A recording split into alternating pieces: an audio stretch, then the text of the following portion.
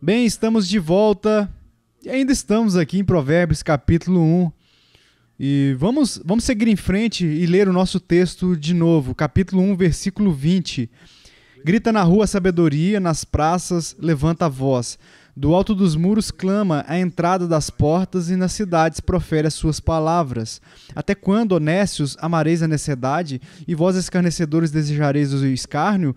E vós, loucos, aborrecereis o conhecimento? Atentai para a minha repreensão, eis que derramarei copiosamente para vós outros o meu espírito e vos farei saber as minhas palavras. Mas porque clamei e vós recusastes, porque estendi a mão e não houve quem atendesse, antes rejeitaste todo o meu conselho e não quisestes a minha repreensão, também eu me rirei na vossa desventura, e em vindo o vosso terror eu zombarei. Em vindo o vosso terror como a tempestade, em vindo a vossa perdição como o redemoinho, quando vos chegar o aperto e a angústia. Então me invocarão, mas eu não responderei. Procurarão, porém não me hão de achar. Porquanto aborreceram o conhecimento e não proferiram o temor do Senhor. Não preferiram. Não quiseram o meu conselho e desprezaram toda a minha repreensão. Portanto, comerão do fruto do seu procedimento, dos seus próprios conselhos se fartarão. Os nécios são mortos por seu desvio, e aos loucos a sua impressão de bem-estar os leva à perdição. Mas o que me der ouvidos habitará seguro, tranquilo e sem o temor do mal. De novo, você entende o quão significativa é a sabedoria? Ela determina se a nossa vida é de fato uma vida, ou se ela vai caminhar por um caminho que só pode ser descrito como destruição. Vamos ao Senhor e em oração, porque vemos aqui que isso é muito urgente, muito necessário, precisamos da ajuda, não apenas para entender, mas para obedecer. Pai, de novo, embora eu não possa ver a sua face, eu oro por esses jovens e pelos meus próprios filhos. Querido Deus, por favor, levante moços e moças que temem e que amam o Senhor, que desejam ser instrumento da sua vontade nessa idade das trevas. Senhor, mais de tudo, torne eles amantes de Cristo, estudantes do Evangelho, mas também, Senhor, dê-lhes grande sabedoria, para que eles sejam sábios e prudentes e inocentes como as pombas. Ó Senhor, pureza e amor, inocência e alegria, é a marca, que isso seja a marca de suas vidas, em nome de Jesus, amém. Ok, bem, nós demoramos um pouco aqui, mas é bom e é necessário. Jovem, as pessoas me escutem. Eu conheço tantas pessoas quais elas falam, eu leio esse livro. E isso não é bom o suficiente, ler o livro. A pergunta é, o que você aprendeu com esse livro? Como esse livro mudou você? O que você entende agora que você não entendia antes e como você aplica isso? Você entende? Então, se houver 600 lições no livro de Provérbios, não importa. O que importa é entender a sabedoria e viver ela para a glória, não de si mesmo, mas de Jesus Cristo. Agora, nós estamos aqui no versículo 22 e nós falamos sobre o simplório, cujo não é instruído e não tem a capacidade de discernir, principalmente o bem do mal. Então nós falamos sobre o amor, sobre a meta simplista. Você já ouviu tudo o que eu disse antes e eu acredito que provavelmente a ignorância, ser ignorante é extremamente perigoso, especialmente ignorante em relação à vontade de Deus. Então, porque você se esconde, não significa que a vontade de Deus se esconde. Só porque você não é instruído, significa que você não é culpado. Eu tenho uma responsabilidade de responder à revelação de Deus, da palavra dele, que nos foi dada. E depois falamos também sobre os escarnecedores, um grupo muito perigoso de pessoas, e ao mesmo tempo temos que reconhecer que isso está em nós. Quando enxergamos pessoas que talvez nos excedam e que vão além de nós, progredindo mais nas coisas da fé, ou que andam com uma sinceridade maior, podemos ter inveja deles, zombamos deles, Você sabe, nunca subestime o poder da mídia. O que eu quero dizer, normalmente nos filmes, hoje, se alguém é devoto em relação ao cristianismo, mais cedo ou mais tarde, você chega a ver que sua devoção é apenas um verniz, uma cobertura de uma máscara, mas na verdade eles são os malvados do filme. E é que estamos treinados para acreditar que se alguém está de fato lutando pelas coisas de Deus, de alguma forma que elas são hipócritas e que são perigosos. E não pense que essa atitude não pode te impactar. Impacta todos nós. Mas nós precisamos perceber que sim, há hipocrisia religiosa. E Jesus ressalta isso, especialmente no Sermão do Monte. Há uma hipocrisia religiosa e algumas delas está em nós. Mas há pessoas que são sinceras, não pessoas perfeitas, mas pessoas que querem realmente conhecer a palavra de Deus e obedecer a ela. E eles estão se esforçando. Então tenha cuidado para que você não esteja contra eles e que você nem sempre está procurando assim, alguma falha na vida deles, a fim de reduzi-los ao seu nível ou talvez abaixo de você, para que você possa pisar neles. Então, tome cuidado com relação a esse tipo de atitude, porque senão você terá um escárnio. Também aprendemos que o escarnecedor, especialmente para uma pessoa jovem, se você estiver ao redor deles, se afaste deles, senão eles vão influenciar você e você vai terminar junto com eles. Há um texto que eu gostaria de salientar antes de prosseguirmos. O que eu digo, nós íamos falar sobre... Basta ir comigo ao Salmo 1 ou a Provérbios 1, mas veja o Salmo 1 apenas por um momento. Bem-aventurado o homem que não anda no conselho dos ímpios. Ok. Eles estão lá, a sabedoria está lá na rua, fazendo barulho. Ela está clamando na rua. E depois, junto com ela, há um monte de barulho maldosos. Bem, o homem abençoado, o homem justo, ele não anda de acordo com esse barulho estranho. Mas ele caminha na lei do Senhor e diz que não se coloca no caminho dos pecadores, dos ímpios, ok? Um pecado na Bíblia é errar o alvo, a direção, isso é se desviar. E para seguir, e faz você seguir perdido. Então, por que você andaria no caminho com eles? Por que você andaria num caminho com um monte de pessoas que não vão chegar ao destino correto, mas eles vão se perder pelo caminho, eles vão se perder em terras perigosas. Então continuamos ou nos assentamos na roda dos escarnecedores. E algumas pessoas acham que há uma razão por isso e que há uma progressão aqui. Antes de mais nada, bem-aventurado é o homem que não segue no conselho dos ímpios, não está dando ouvidos, não está ouvindo. E você sabe, fazendo acordos com eles de vez em quando e tal. E depois há aquele que está no caminho dos pecadores. Agora ele fez deste caminho a sua rota fixa. Antes, apenas ouvia um pouco e de vez em quando caminhava dessa maneira, mas agora passou disso, você de fato está lá. Esta agora é a sua rota. E então, eventualmente, se assentam na roda dos escarnecedores. Aqueles que se perdem sempre se voltam contra os justos. Eles sempre vão tirar sarro daqueles que querem caminhar no caminho certo.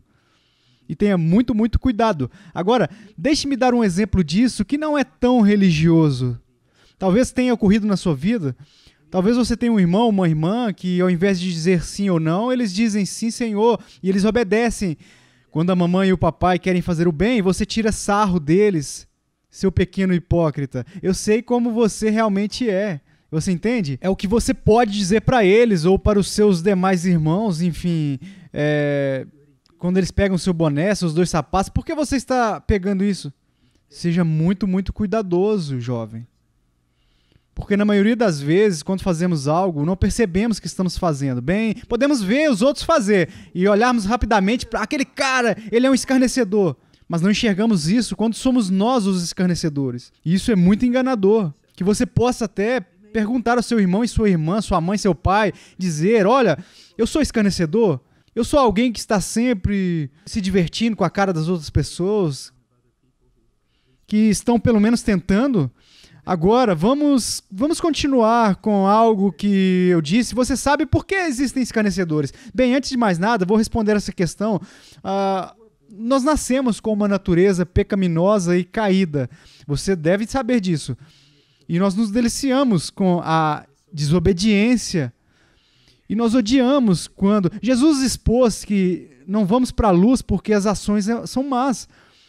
Mas nós também odiamos quando outras pessoas querem andar na luz porque as ações deles nos convencem de que estamos errados, ok? Então, essa é uma das razões pelas quais vamos zombar deles, tentando aliviar a nossa dor na nossa própria consciência, pelo fato de sabermos que estamos errados. Mas agora, há outra razão pela qual parece, por exemplo, que a educação nas últimas décadas, ela simplesmente tá uma bagunça. De fato.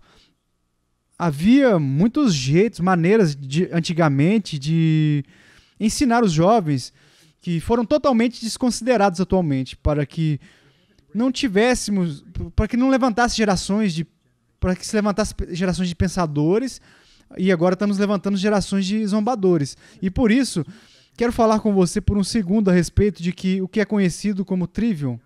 A ideia é que existem 3 estágios, e eu vou tornar muito básico isso aqui, existem 3 estágios de aprendizagem, jovem. Jovem, isso não é apenas para sua mãe e seu pai, e se você estiver na faculdade, isso também é para você.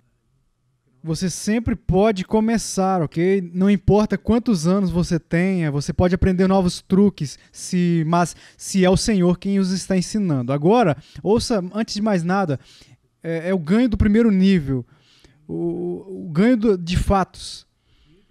Se você não tem fatos, você não pode fazer nada. Não teoria. Não algumas nuances de área cinzenta. Apenas fatos básicos. Fatos da matemática. 2 mais 2 são 4. Fatos da história. Você entende? Fatos científicos. Não teorias. Não alguma agenda. Alguém que está tentando te empurrar. Eu estou falando sobre os fatos da realidade. Realidade é o que é verdade, é o que realmente é o que é real. Você precisa de fatos. Se você não fizer, de fato, não poderá ter uma fundação. Você não pode fazer nada, de modo que a criança aprende fatos que aprendem tabelas de multiplicação. Eles devem aprender sobre história, as datas da história, o que realmente aconteceu no mundo, sobre a ciência. O que é realmente verdade em química, em astronomia, em geologia, em química, todas as coisas, aprendendo os fatos, que é o primeiro nível. Mas se você tem todos esses fatos, mas a outro nível agora, é a lógica, é a capacidade de raciocinar. Para mim, a maneira mais clara de entender o que se entende por lógica é a capacidade de pensar de forma não contraditória, uma maneira não contraditória. Isso é importante não apenas para aprender sobre ciências, matemática, literatura na história, mas também é importante para a Bíblia. Vou te dar um exemplo. A Bíblia é um livro sem erros. Dizemos que é inerrante porque não há erro, é infalível. É incapaz de achar um erro. Isso é tudo porque é inspirado. Deus inspirou. E Deus, sendo perfeito por natureza, das suas obras perfeitas, e uma de suas obras é a palavra, que Ele não apenas nos deu, mas Ele também preservou a integridade do seu trabalho. Agora, se eu interpretar a lógica, o ensinamento lógico, que se eu interpretar uma passagem da Escritura de uma maneira que contradiz outra passagem das Escrituras, o que a lógica me diz? Que há algumas possibilidades que eu estou errado. E uma dessas interpretações, ou eu estou errado em ambas as interpretações, mas eu não posso estar certo em ambos. Entende? É muito, muito importante. Como alguém diz, bem, você sabe, eu acredito que a fé do Islã e do cristianismo, eu apenas acredito que são a mesma coisa. Bem, há um problema. Eles ensinam coisas completamente opostas, não apenas algumas coisas diferentes. Quero dizer, coisas completamente opostas sobre Deus, sobre a pessoa de Jesus de Nazaré, sobre o caminho da salvação. Eles são polares, opostos, até um polar médio que você conhece, o Polo Norte, o Polo Sul, eles se afastam mais. Então, quais são as nossas duas opções? Logicamente, duas opções. É alguém certo e alguém que está errado. Ou o outro, ambos estão errados. Mas ambos não podem estar certos, porque isso é uma contradição. Então, lógica é a capacidade de sentar e pensar em algo. Agora, existem livros a respeito de lógica que é muito, muito bom, mas você também precisa entender que apenas estudar as Escrituras também vai te dar uma mente lógica. Por exemplo, no livro de Romanos, Paulo argumenta que se a salvação é pelas obras, não pode ser pela graça, não pode ser por ambos, seja graça ou obras, mas não pode ser graça e obra ao mesmo tempo. Enquanto estudamos a palavra de Deus, ele tem, obviamente, a maior lógica. Isso é o mais importante, a razão mais pura. Por isso, se estudarmos a palavra de Deus, vamos aprender a pensar como Deus pensa. Mas também existem muitos bons livros escritos por cristãos e outros a respeito de lógica, e seria muito, muito útil estudar. Porque mesmo que a maioria das pessoas não tenha nenhum dos fatos, mas se elas tivessem os fatos, elas não saberiam como montá-los. Mas precisamos conhecer os fatos, mas isso não é suficiente. Então você precisa conhecer como reuni-los de uma maneira que você tenha um sistema unificado, que existe harmonia. E você não está contradizendo nem para frente e nem para trás. Então, a primeira coisa é aprender os fatos. Vamos colocar isso em relação aos fatos bíblicos inferiores. Em seguida, a capacidade de raciocinar de acordo com os fatos. Você sabe como posso, debaixo da soberania de Deus, de uma maneira que não contradiga a vontade do homem até certo ponto, ou como posso encarar a liberdade de uma maneira que não contradiga a soberania de Deus. E às vezes também chegamos a esse lugar onde precisamos simplesmente reconhecer que uma vez que Deus, os seus pensamentos são maiores que os meus, os nossos, nós vamos encontrar coisas que nós simplesmente temos que segurar essas duas verdades. E atenção, sabendo que não podemos resolver o mistério que existe. O mistério não é uma contradição lógica, é um pouco além de nós, vai além de nós. Deixe-me dar um exemplo bonito. Seria a Trindade, que Deus é um Deus,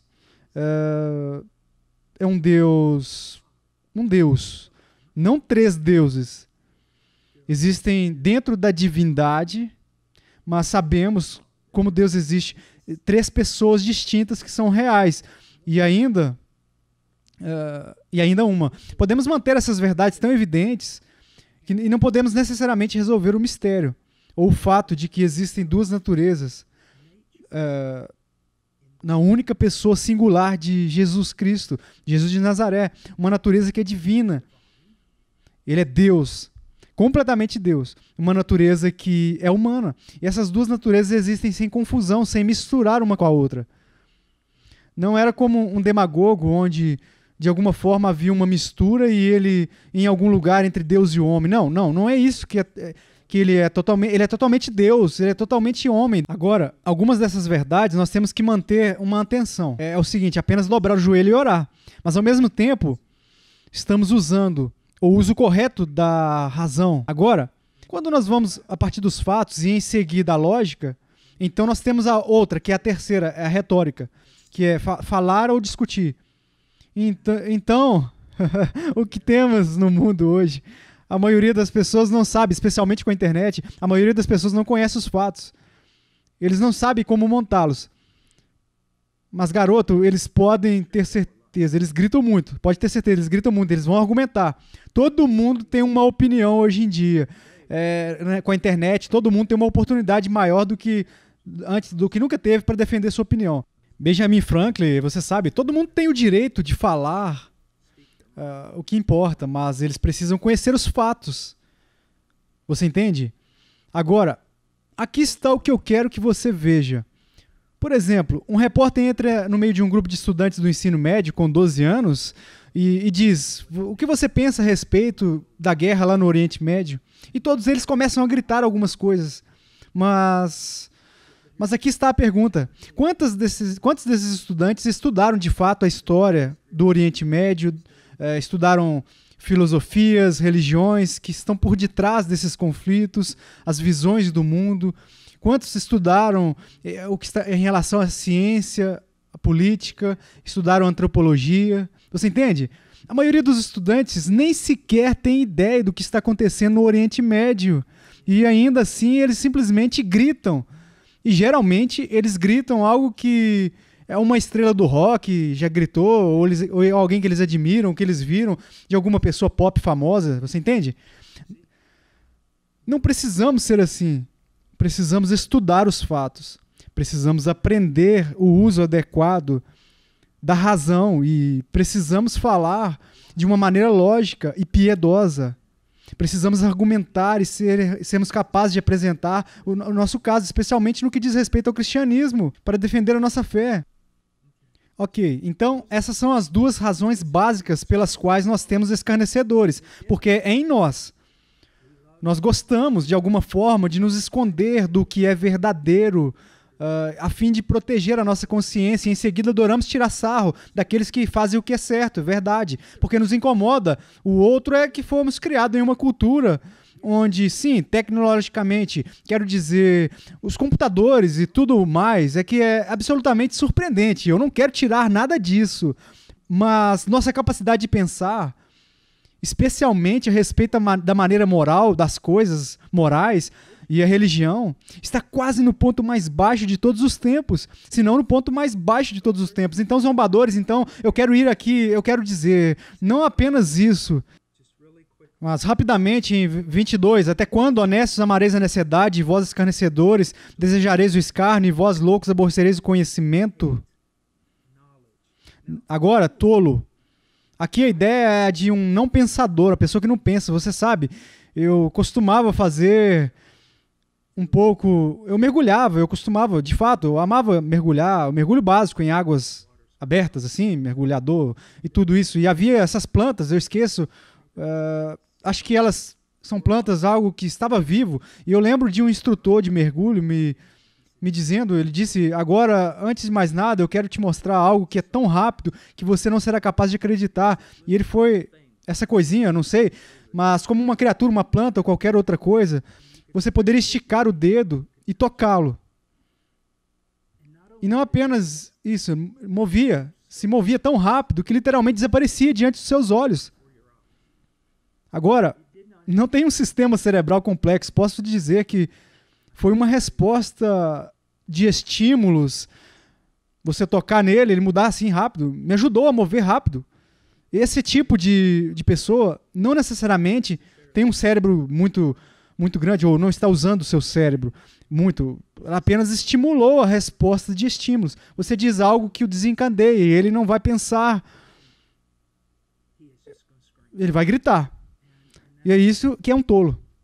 E nós vemos que não queremos dizer que existem certas coisas que poderíamos dizer. Quero dizer, eu poderia me levantar na universidade, você sabe, não acredito, e não acreditar em macroevolução, que essas espécies mudam de uma espécie para outra. Eu não acredito que acreditamos que o homem foi criado por Deus e havia um literal Adão. Quero dizer, no momento em que digo que uma guerra vai começar, quero dizer, todo o riso, xingamento, todo o resto, não é por causa do pensamento, é a resposta de estímulos. É isso que é um tolo, é uma pessoa não pensadora. E outra maneira de olharmos para ele é como um idiota, insensível. Agora é uma espécie de uma palavra antiga, mas alguém é apenas monótono. Quero dizer, é como se você soubesse que às vezes, você sabe, a minha esposa faz isso às vezes quando está conversando com as crianças e eles não estão ouvindo direitinho. Bing, bing, bing, bing. É como se não estivesse entrando na cabeça deles. Você entende? Isso não queremos ser assim, mas podemos nos tornar assim. É por isso que nós precisamos estudar, principalmente as Escrituras. Esteja aberto para receber instruções. Agora, quando a Bíblia usa o termo tolo, quero colocar algo aqui que é muito, muito importante. É isso que não é um problema moral. Não é um problema intelectual. Há pessoas com QI extremamente altos que são tolos. Então, talvez você tenha dificuldade como eu aprender que isso não significa que você é um tolo. Um tolo é alguém que é totalmente despreocupado com a instrução moral. Eles não poderiam se importar menos, eles não veem a importância dele e eles não se aplicam a ele. Agora, diz, não apenas eles são tolos, mas eles odeiam o conhecimento. Por que eles odeiam o conhecimento? Bem, já passamos por isso agora há pouco, os escarnecedores. Eles odeiam o conhecimento. Vou ler algo que eu escrevi aqui. Eles odeiam o conhecimento porque o conhecimento exige que eles rendam a sua autonomia a Deus. Agora, o que é autonomia? É autogoverno. Eles querem governar suas próprias vidas de uma maneira que não esteja de acordo com a vontade de Deus. Está nisso. E é por isso que eles odeiam o conhecimento. E eles não querem, eles não querem ouvir o que Deus disse porque contradiz o que eles querem. Então, quando ouvem isso, de convencer, de estarem errados e tal, preferem viver na sua ignorância sem nenhuma convicção. E encontrar uma bela ilustração disso aqui, vamos apenas por um momento, vá para o livro de João. Nós vamos para o final agora, nós já fomos longe demais de novo, mas eu estou propenso a fazer isso. Vá para João, capítulo 3. Veja o que Jesus disse no versículo 19. O julgamento é este, que a luz veio ao mundo. Através dele, tudo bem. Ele é a maior revelação de Deus, do caráter de Deus, a vontade de Deus. Ele diz que este é o julgamento, que a luz veio para o mundo e os homens amaram mais as trevas. Agora, por que alguém amaria as trevas? E o que ele está falando aqui da noite? Quero dizer, eu gosto da noite. Sobre escuridão moral, ele está falando. Bem, e ele diz que eles amaram mais as trevas do que a luz, a revelação de quem Deus é e a vontade de Deus. Por quê? Porque suas ações são más. Eu era um garoto, eu adorava pescar nos nossos lagos, na fazenda. E claro, você tem que encontrar minhocas e assim você vira um tronco de uma árvore, enfim. E o que acontece? A gente espera que haja minhocas, vermes embaixo lá, mas há todos os tipos de outros besouros, aranhas, enfim. Às vezes, cobra d'água, que é uma cobra grande e feia, que você não quer mexer. E no momento que você vira esse tronco, eles saem todos correndo em todas as direções, porque a luz, eles não querem ser expostos, eles querem se esconder. E aqueles que fazem coisas más. Não é surpreendente que a maior parte do mal acontece à noite? Você não pode imaginar, mas se você estudar a história, é difícil de imaginar como era Londres, Inglaterra e outras cidades assim, antes que existisse a lâmpada elétrica. As pessoas não saíam à noite, porque simplesmente estava escuro. E havia todos os tipos de atividades criminosas acontecendo à noite. Ele diz, amaram mais as trevas do que a luz, porque as suas obras eram más, pois todo aquele que pratica o mal aborrece a luz e não se achega para a luz, a fim de não serem erguidas as suas obras. Apenas exposto do fato de que outras pessoas reconhecerão suas más ações, o fato que eles verão suas ações à luz da luz de Deus. E isso os convencerá de estarem errados, e eles odeiam. Eles odeiam. Eu quero te dizer algo que às vezes as pessoas vão dizer que você está errado, então eles não estão certos. E isso é verdade. E algumas pessoas andam por aí dizendo a todos que estão errados, porque sentem como se eles tivessem algum poder nele, e eles manipulam as pessoas falsamente e tal. Então eu quero lhe dar esse aviso, fique longe desse tipo de pessoa. Mas uma das coisas que realmente vai demonstrar se você está ou não sendo um cristão sincero, é que você será uma pessoa aberta, aprendendo com as escrituras que você está errado, e vai estar aberto até para a correção de outras pessoas, sejam os pais, o pastor, ou os queridos amigos. Você vai se assentar e escutar. Eu estou errado. E se eu sou, como posso estar certo? Bem, Deus te abençoe. E vamos continuar no nosso próximo estudo. Espero que isso tenha sido útil para você e útil para mim. Apenas passando por este material aqui de novo. Bem, Deus abençoe.